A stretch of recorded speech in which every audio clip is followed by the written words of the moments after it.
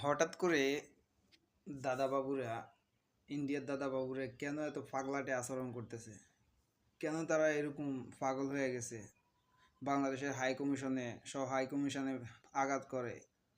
কেন তারা এরকম পাগল হয়েছে জানেন? এটার একটু কারণ আছে। আপনারা নিশ্চয়ই জানেন, চিন্ময় কৃষ্ণ দাস যখন গ্রেপ্তার হওয়ার আগে সে কিন্তু রংপুরে বিশাল একটা সমাবেশ করছে। ওইখানে কিন্তু অনেক মানুষের সমাগম হয়েছে। তারপরে এর পরবর্তী থেকেই চট্টগ্রামেও সে একটা সমাবেশ করছে, ওইখানেও হাজার হাজার মানুষ হয়েছে।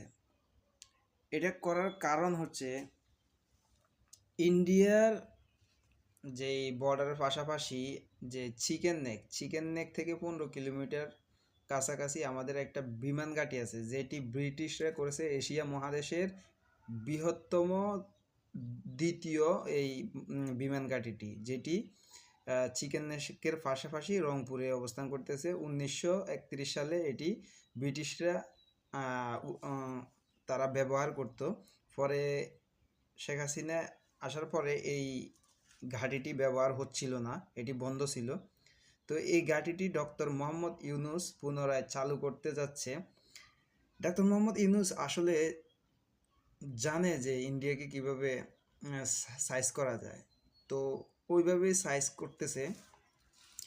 এই জন্যই ইন্ডিয়াতে এত উত্তেজনা, তারা পাগল হয়ে গেছে।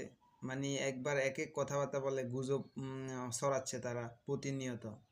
তো বিশ্বের বৃহত্তম এশিয়ার মধ্যে বৃহত্তম এই বিমান ঘাঁটিটি ইতিমধ্যেই কাজ শুরু হয়ে গেছে।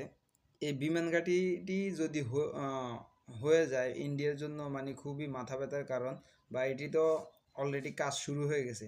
তো এটি কাজ শুরু হওয়ার কারণে তারা বলতেছে কেন আমাদের কাছাকাছি বিমান ঘাঁটি হবে। আরে ভাই, আমার কথা হচ্ছে আমার ভূখণ্ডের ভিতরে আমি যেখানে ইচ্ছে সেখানে আমি বিমান ঘাঁটি করি না সেনা ঘাঁটি করি, ওটা আমার ইচ্ছা, আমার ভূখণ্ডের ভিতরে আমি করব।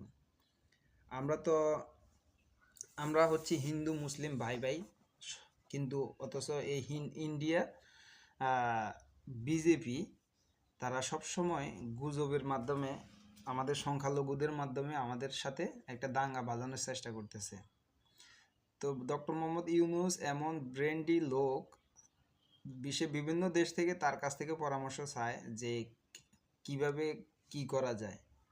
তাহলে উনি কিন্তু রাজনীতিবিদ না হলেও ওনার ব্রেন ওরকম খেলতেছে যে ইন্ডিয়াকে কিভাবে সাহায্য করা যায়। তাই উনি বিমান ঘাঁটিটি চালু করার জন্য ইতিমধ্যে কাজ শুরু করে দিয়েছে। খেলা হবে দাদাবাবুদের সাথে এবার।